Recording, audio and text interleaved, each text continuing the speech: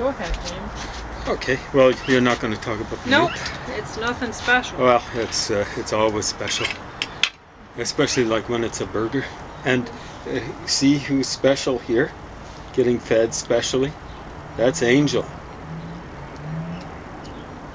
And you dropped half a baked potato there. I'm not going to give you stuff if you're going to drop half of it on me.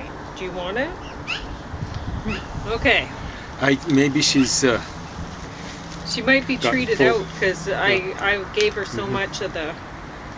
She wanted more of that pumpkin treat I made this morning, so I gave her lots. Yeah, that's right. That was a lot for her. Yeah, because each one of those bars is quite large. Most of our chihuahuas, she's by far the smallest. So this is just finishing up what I was talking about earlier today, this morning. The Holy Bible, Batman, and it's the Canadian Forces edition. It's also the Catholic edition. So it has the Apocrypha in there. It has they've come a long ways. Maybe in my lifetime, they decided they were going to do stuff in the vernacular. This is kind of vernacular. It's a whole lot less formal than, say, the King James Version or different variants. Why don't you just get right in there? You're very cold. Yeah, she's shivering. So, Jean-Pierre Ruiz, STD.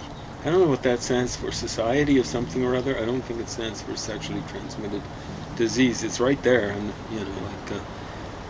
St. John's University, New York, and it was done in Epiphany 2003. So he did a foreword to this Catholic edition. So I guess it's kind of approved by the Catholic Church.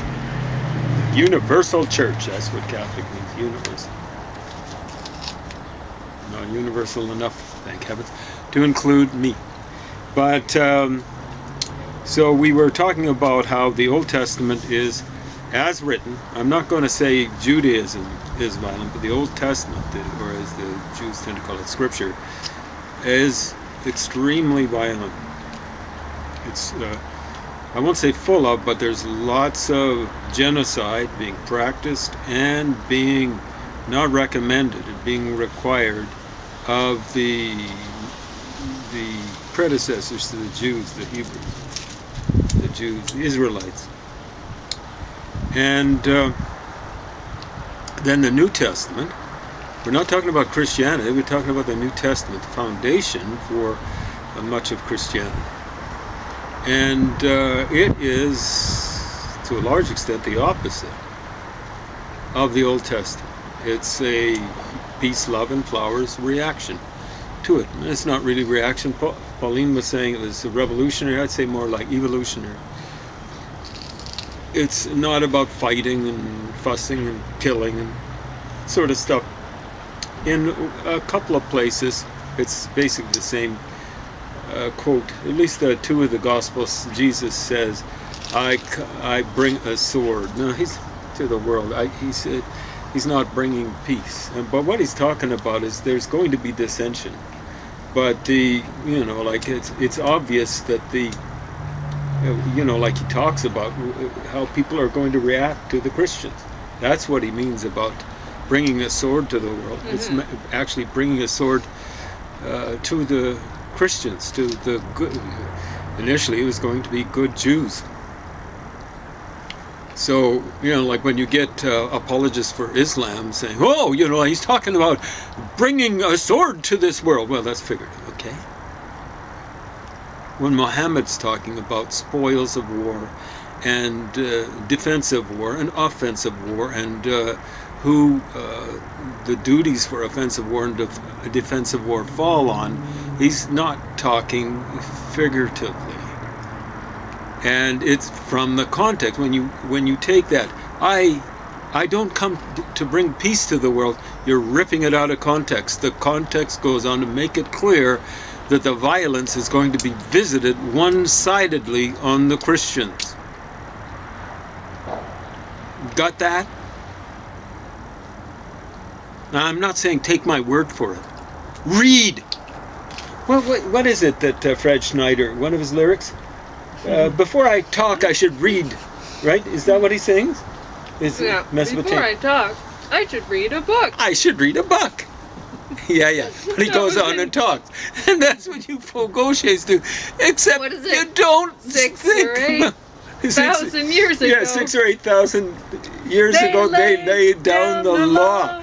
And well, Hammurabi at earliest would be 4,000 years ago, and it'd be more like dated like maybe 3,700, 3,800 years ago. So yeah, he's being thoroughly tongue-in-cheek, and stuff like that. I'm not being tongue-in-cheek. Before you talk, you better read a book. He sings, I should read a book or something. Mm-hmm. You should read. Well, it's stronger than that. You'd better read a book, you stupid idiots. Fred Schneider might as well be making fun of you. What's that song called? Mesopotamia? I guess so. I lay down the law. I'm laying down the law for you guys. Understand? There's going to be no stoning. I'm just going to be laughing at you. Laughing at you. Stupid idiots. At any rate, yeah, you're ripping stuff out of context. You'll get people say, hey, like the Bible talks about, this is Paul, talking about the sword, no, not the sword, the breastplate of this, that, and the other thing, and the armor of so on and so on and so forth. Now, I could be wrong. I was reading it fairly fast.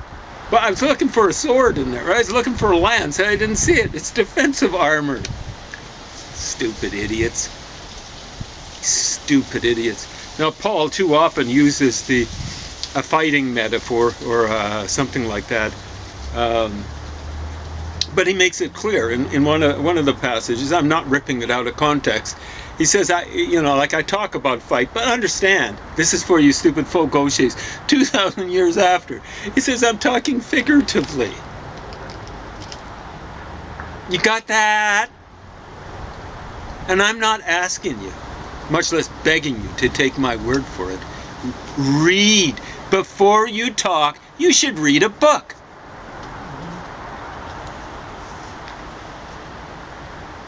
You act as though you're so superior to Donald Trump and the militias and the fascists out there. You're the same corporatist type of pukes. Before you talk, you should read a book. So, yeah, Christianity is, at least at the beginning, foundational document, New Testament. It's pretty pacific. That's not to say it's enlightened or anything like that. This morning we talked about how Paul wasn't that enthused about women, But when people are going around picking out parts of the Bible and saying, oh, it's violent, and they're picking out from the Old Testament, they're out of context. Saying Christianity's violent and they're picking out parts from the Old Testament, they are being intellectually dishonest. And not very intellectual. Yeah. Because you don't do that kind of crap. They don't understand Christianity at all. Yeah. You're taking it totally out of context. It's absolute crap. Christianity sits in the context of the Old Testament. You got to actually look at what Jesus says and does about the Old Testament. A bunch of Jewish establishment figures bring a woman who's been caught in the act of adultery, and they're saying, "What do we do to her?" If you'd had no knowledge of the Old Testament, you wouldn't know how awesome Jesus was. Yeah, but he says, I think he's just like drawing in the dirt or something like that. He's looking down. He doesn't even look at them. And as I recall, and he says he is without sin, cast the first stone. And these guys were actually, they were probably ready to stone him, but they were going, and then one by one, the account says they walked away and you see, that didn't just apply to adultery. Anyone who has any sense, putting it in context means you don't stone people. It's in here many times. What Paul and Jesus say is, like, we're not going to judge people here on this earth. We're going to wait and let God do that. Now, that's when the violence comes in. Like, there's going to be violence visited on bad people. Bad people according to But that's up Bible, to God. or New Testament. Really, That's honestly, all that's these, a huge step. when I hear about people saying, "Oh, well, I have to defend my God or whatever," yeah. it's like, really, do you? I mean, what kind of God is that? No. If you, a mere mortal, have to stick up for him. Yeah. Well, Or the quote or that it, I've or got whatever. is some idiot dressed up in a burqa, wandering around Sweden, threatening people who say bad things about Islam. And what she said was, "I have a right to defend my prophet." It's not just I've got to, I have a right to. You don't have a right to defend your prophet or anyone. And this applies to, like militias who worship Adolf Hitler, or commies who worship at the grave of whatever Marx or Engels. You do not have the right to defend your prophet, whoever that prophet is, and this applies to Christians too, by violence or threatening violence. That's not allowed in a democracy. It shouldn't be, even if you're a person of color. You got that, faux gauchers? Just because a person is a person of color, as you so colorfully characterize or mischaracterize them, you got Egyptians who are lighter colored, you idiots, than Greeks, many Italians, and many Spaniards. People of color. That's pretty colorful. You color commentators, off-color commentators, sickos. So, you do not have that right in a democracy. You want to do that, go do it somewhere else. You don't have that right. Now, what happened was the Catholic Church started taking over around 380. It started to 325, I think, was the Nicene Council. They're determining much more clearly what was heresy and what wasn't. And before that century was through, as I recall, the Catholic Church had become punishing. It was killing people, persecuting people, at the very least, for being heretical. So what they'd done is they'd gone back to the Old Testament. And, you find in the Old Testament women who exercise witchcraft. What do you think the penalty was? Oh, I don't know. Stoning, of course. But, that's where we get the... Women. Yeah, exactly right. Yeah, well, stoning whomever they didn't like. But, it became burning ultimately in the Middle Ages. So that stuff is Old Testament stuff. Now, you'll get people, apologists, and also Muslims. They'll say, Islam is a reforming religion. It was. For maybe 10 years. Until Muhammad took over Arabia and became, in essence, it's not my characterization, someone else's, and I think it's fairly accurate, the Emperor of Arabia. Arabia is, it's about a quarter of the size, I'm told. It could be wrong, but it's large. It's not like Israel. It's maybe the size of a quarter of the United States. The United States is one of the biggest countries in the world. It's probably in the top 5. After, well, I don't know how big China is. They keep on stealing land. The last time I checked, they were a little less than Canada in size, and I think Canada is the second largest country in the world next to the rump of the Soviet Union. I like rump. That just means the leftover, but that's what Putin is sitting on the rump of the Soviet Empire. And United States, I think, might be the 4th biggest country in the world. So Saudi Arabia is a big country, and that's just Saudi Arabia. That doesn't include, the accoutrements around the edge, like Oman and Yemen and Qatar and United Arab Emirates and Bahrain and stuff like that. So the Catholics took it over and perverted it to a large extent back to the original. Now the Jews haven't been able to exercise state terror against their own or others for over 100 years. What am I saying? Over 2,000, almost 2,000 years. And as a result, they've become more and more and more civilized, to the point now where I'd characterize them as the most civilized nation. I'm not necessarily talking about Israel, but I'm just talking about a group of people who are born into a not a culture group, but sharing a certain genetic profile or something like that. They're the most civilized in the world, and it might not even be that close.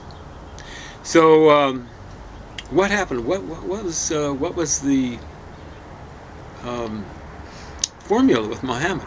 Like it was reforming when he's telling people in the middle of Saudi Arabia, present-day Saudi Arabia, the Arabian Peninsula back then. He's saying, okay, you don't expose your daughters, like if they're young and you don't want a daughter or whatever, you don't expose them. Bingo, very good. But like when did the Jews give up on sacrificing their children? Well, it goes back to Abraham. That's what the whole idea with God telling him to, okay, sacrifice Isaac. You see, Abraham had moved into an area where they sacrificed their children. And they still apparently were doing it in Roman times. Now, when is Abraham dated to? Well, they date him around the time of Hammurabi on very, very sketchy linguistic evidence. Amraphel is supposed to be, now listen, Amraphel is supposed to be Hammurabi. Whereas they sometimes misspell his name Hammurabi, and you can spell that Hammurabi to make it seem more like Amraphel or Amraphel. Yeah, no, that's a stretch. Because it said he's the king of Shinar, Sumeria. Now, you could say Hammurabi eventually ruled over Sumeria and Akkad, but he was more in the middle part, like around Akkad. Yeah. The Bible characterized Amraphel as king of Shinar. Problems. The thing is, you don't go, if you've got other evidence, you don't base stuff on linguistic stuff, and you don't base stuff on numbers. When you're dealing with stuff that's legendary or mythical or even historical, where the numbers are going to get corrupted first and foremost, then the names, the stories are going to get corrupted least of all. They're going to get corrupted. So what's the important story about Abraham? There's all sorts of stuff where it's like personal. Him and his slaves and his donkeys and camels and all that sort of stuff, and his wives, or his wife and concubine. How can we date it? Oh, there's the 4 kings. So I mentioned Amraphel of Shinar. That's not going to help us. Tidal, king of the Goyim. That's not going to help us. I forgot the name of Elasar, and they figure that's Larsa, a place in southern Mesopotamia. But the key one is Cheddar Lo Amur. They figure that's Kutir, an Elamite god. Lo Amur is Akkadian, as I recall, and it means no mercy. Kutir, no mercy. A pretty scary god in the sound of it, or a pretty scary name. And that's the king of Elam. And according to the biblical account, he's the first among 4 equals. When did Elam ever control Mesopotamia to the point, they'd come into Babylon and they'd kind of take over and then they'd get flushed out. When would they ever, according to the historical accounts, have been able to control Mesopotamia to the point where they could go 180 degrees from where they came from and try to conquer all the way, according to the biblical account, to the Gulf of Aqaba? Well, that's an extension of the Red Sea. When could they? Because you see, if they come through there, they're leaving their own country exposed to people who come from the north. Maybe the Medes or the pre-Medes or stuff like that. Or people having a revolt against them in Mesopotamia And all of a sudden, they're way over south of the Holy Land. They're going, Holy Land? We're in trouble here.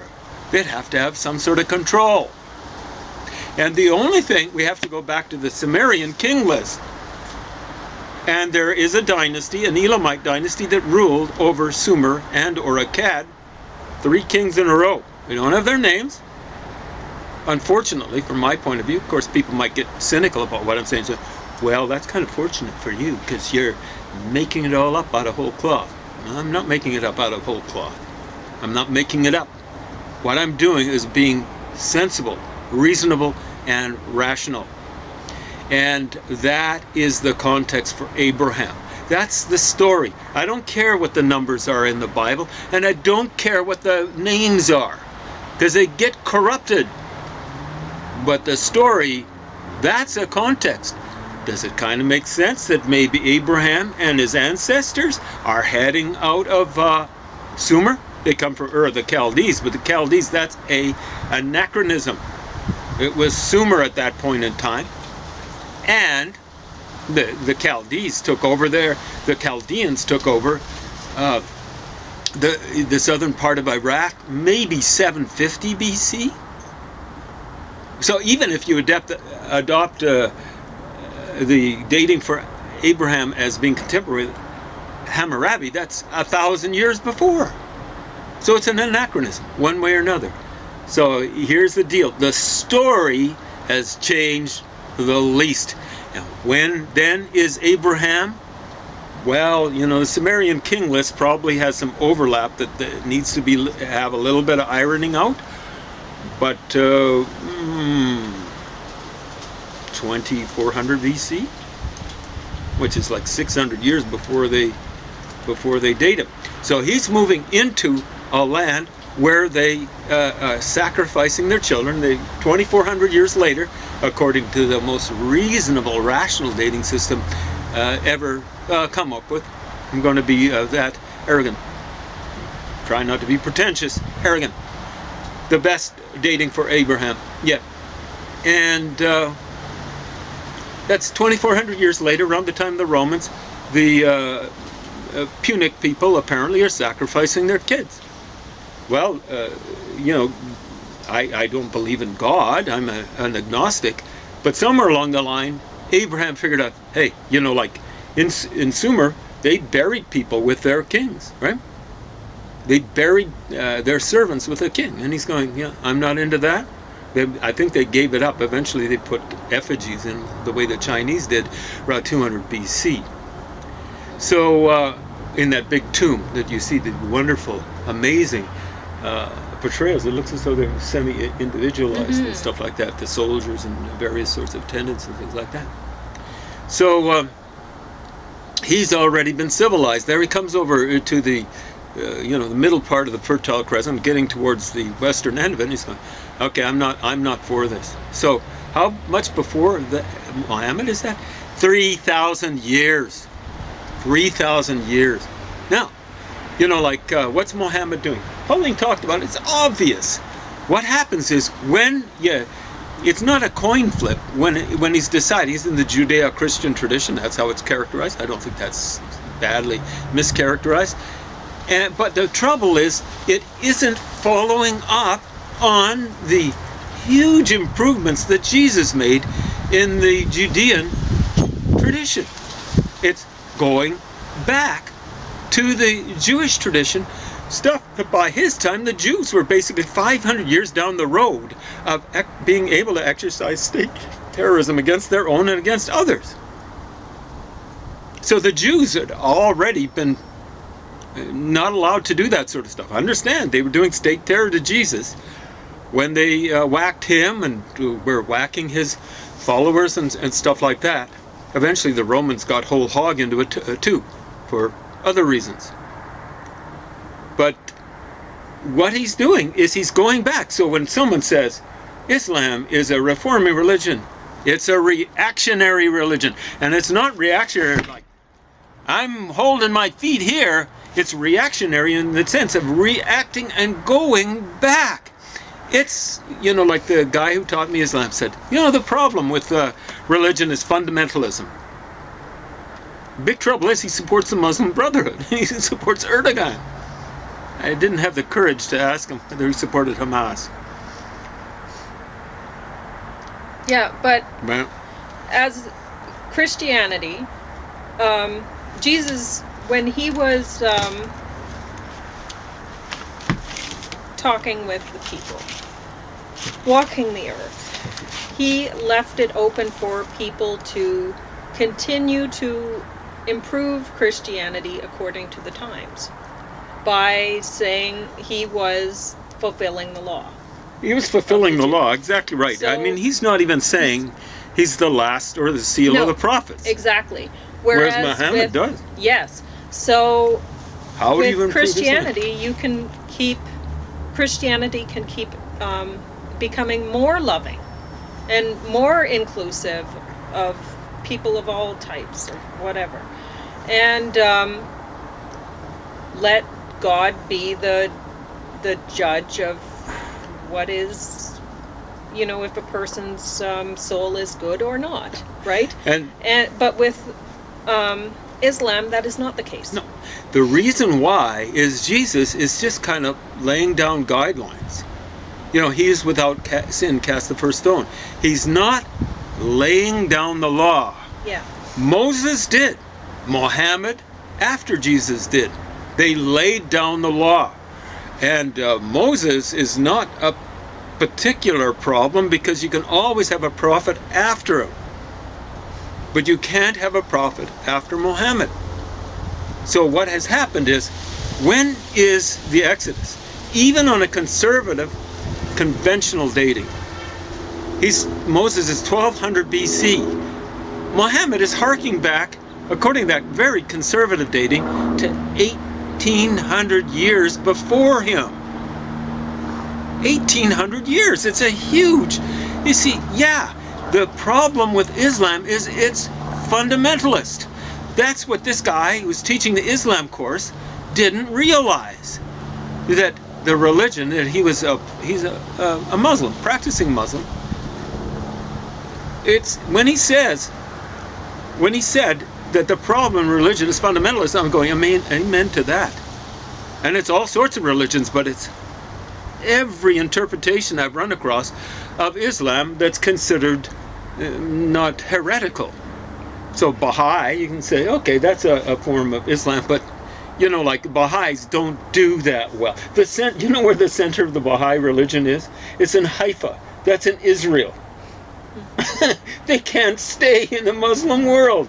The only place that'll protect them is Israel. Shame on you, Muslim world, that you persecute Baha'is like that. Shame on you. So here's the deal. How much before, when was Moses? 1800 BC, 1850. That's based on all sorts of data. Most importantly, dendrochronology. 1850, maybe plus or minus 50 years. How much before is that? Before Muhammad is that? Well, Jesus H. God. It's 2,400 years. Muhammad's harking back to the end of the old Bronze Age. He's going with the solution, stoning people, circumcision. What? That's reactionary in the sense of going back. That's enough. What? It's almost out. That's enough for now. We'll get into the other stuff I was going to review later. Bye.